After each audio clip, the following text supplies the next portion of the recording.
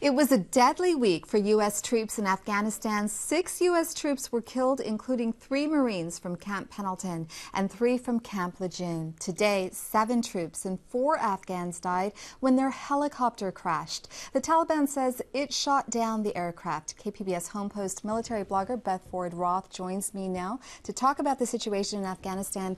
Beth, who were the 3 Camp Pendleton Marines and what were the circumstances under which they were killed? Well, these 3 men were part of a special operations unit. They were, as you said, based at Camp Pendleton.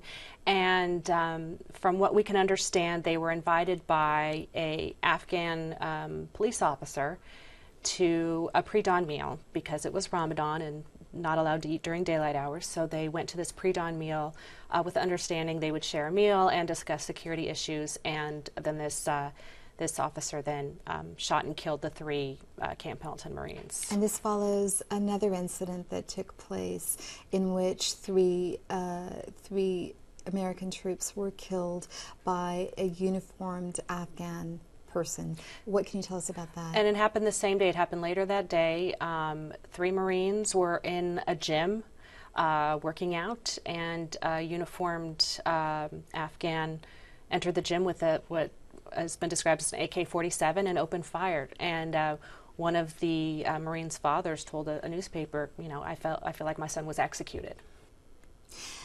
Beth, in both cases, these American troops were killed by uniformed Afghan security forces. Does this mean that the very people that American soldiers are training are turning on them, or is this simply Taliban infiltration?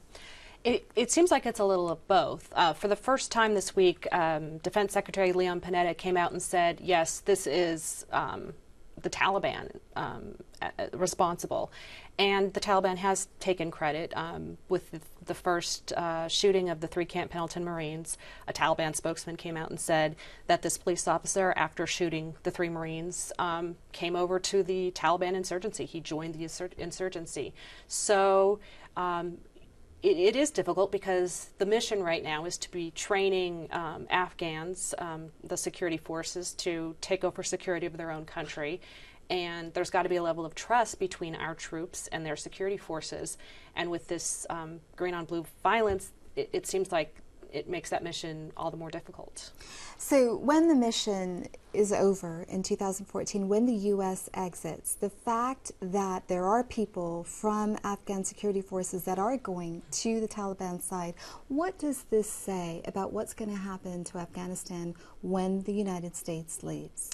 I think there's a lot of concern about that, you know, at the end of 2014, it's a deadline that maybe isn't rooted in actuality. And, you know, there's been word that there will always be an American presence in Afghanistan, not what we have now, not in the, you know, part of the NATO force. But, yeah, I mean, there's concern when the people who are supposed to be taking over security for the country seem to be moving towards the insurgency.